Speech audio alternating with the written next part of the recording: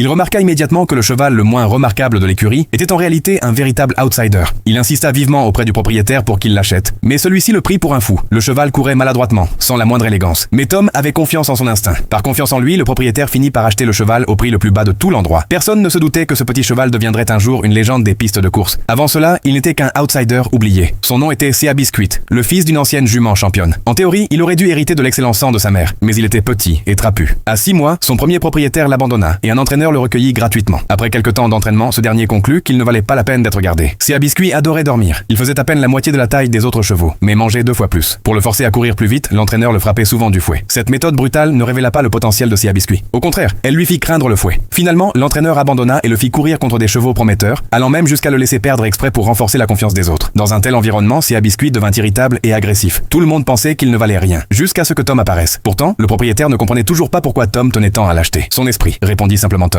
Mais c'est justement la ténacité de Sea Biscuit qui causa bien des maux de tête à Tom. Il essaya de nombreux jockeys, mais aucun ne parvint à le dompter. Certains furent même mordus à travers leurs vêtements. Ce cheval est fou, disait-il. C'est alors que Tom remarqua une autre âme rebelle. Un jeune homme qui, face à 4 adversaires redoutables, fit preuve d'un esprit de persévérance identique à celui de Sea Biscuit. Tom sut immédiatement qu'il avait trouvé le jockey idéal. Red et Sea Biscuit partageaient un passé semblable. Red avait été abandonné par sa famille dans son enfance, travaillait dans différentes écuries pour survivre et dormait dans les granges la nuit. Lorsqu'il vit Sea Biscuit pour la première fois, il comprit aussitôt ce qu'il ressentait. « Je n'ai pas peur de toi », murmura-t-il. « Je te comprends. Je sais qui tu es. » Mais leur première séance d'essai ne se passa pas bien. Sea Biscuit galopait dans tous les sens sur le terrain. Tom vit rapidement le problème. Ce n'était pas que le cheval ne savait pas courir. Il avait simplement oublié sa vraie nature. Il devait réapprendre à être un cheval. Tom les emmena alors dans une forêt et laissa Red le monter librement, sans clôture, sans contrainte. Très vite, Sea Biscuit retrouva son rythme naturel, courant à toute allure à travers les collines. Red réalisa peu à peu que le cheval qu'il montait n'était décidément pas un cheval ordinaire. Peu de temps après, ils participèrent à leur première course. Débutant sur la piste, personne n'attendait grand-chose d'eux. Même les commentateurs se moquaient, mais cela n'ébranla pas leur confiance. Dès le départ, Red maintint une allure régulière, économisant l'énergie de Sea Biscuit jusqu'au dernier sprint. Puis, soudainement, le cheval accéléra, dépassant un adversaire après l'autre. Un jockey inconnu, monté sur un cheval méprisé, laissa le public sans voix et franchit la ligne d'arrivée en champion. À partir de ce jour, Red et Sea Biscuit furent invincibles, remportant 6 championnats consécutifs. Partout où ils allaient, ils étaient accueillis par des fleurs et des applaudissements. Alors, dis-moi, aimes-tu ce cheval courageux et intrépide ?